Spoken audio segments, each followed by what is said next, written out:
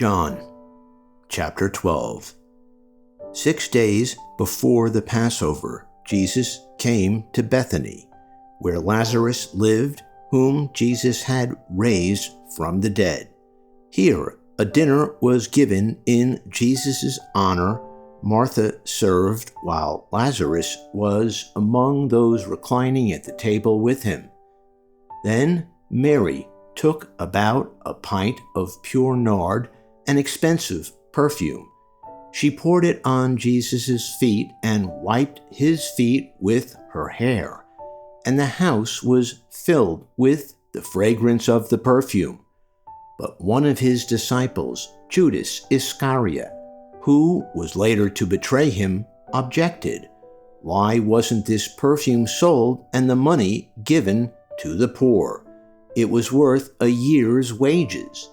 He did not say this because he cared about the poor, but because he was a thief.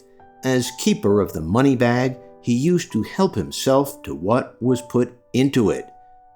"Leave her alone," Jesus replied. "It was intended that she should save this perfume for the day of my burial. You will always have the poor among you, but you will not always have me."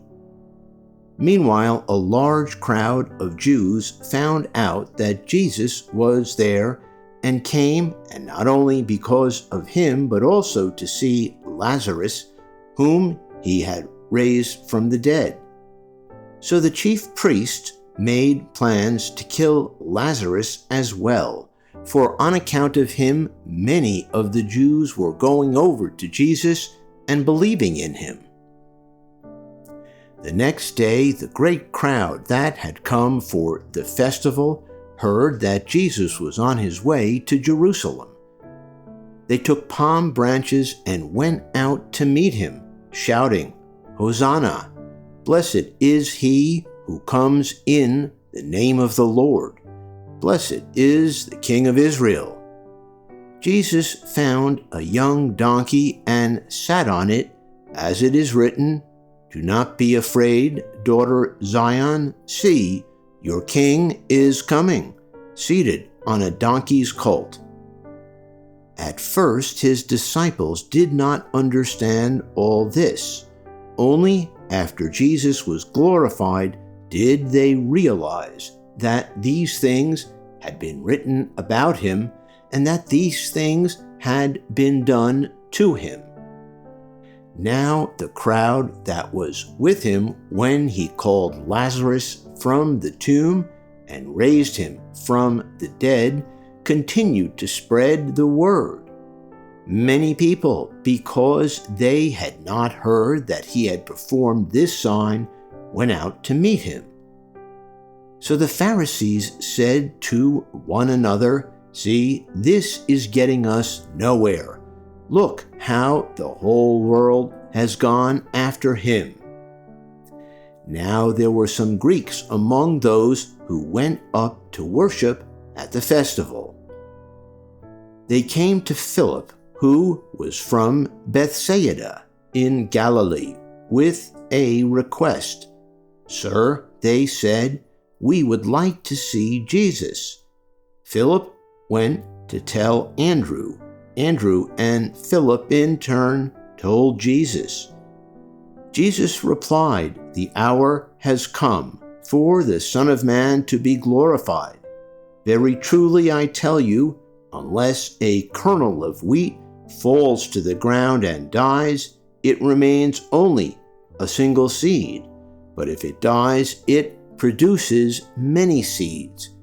Anyone who loves their life will lose it, while anyone who hates their life in this world will keep it for eternal life.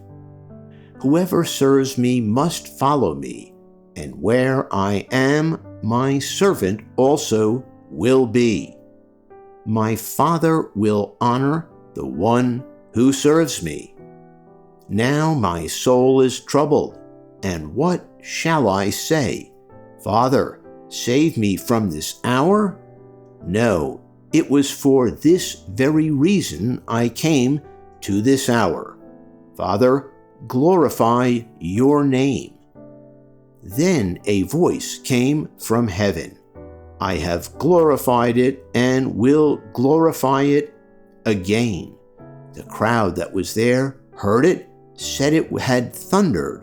Others said an angel had spoken to him.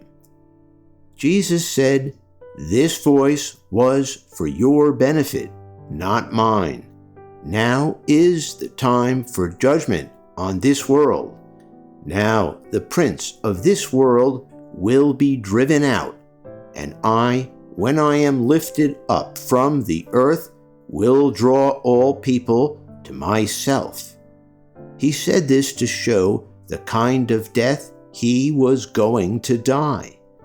The crowd spoke up, "We have heard from the law that the Messiah will remain forever.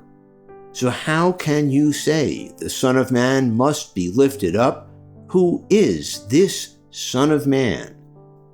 Then Jesus told them, "You are going to have the light just a little while longer. Walk while you have the light, before darkness overtakes you. Whoever walks in the dark does not know where they are going.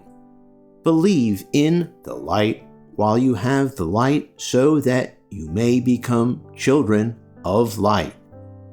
When he had finished speaking, Jesus left and hid himself from them.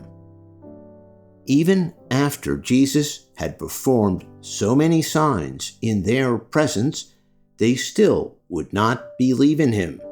This was to fulfill the word of Isaiah the prophet, "Lord, who has believed our message, and to whom has the arm of the Lord been revealed?"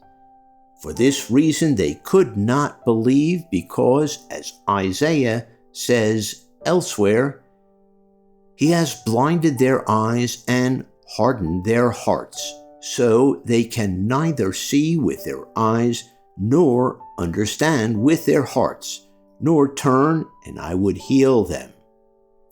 Isaiah said this because he saw Jesus' glory and spoke about him.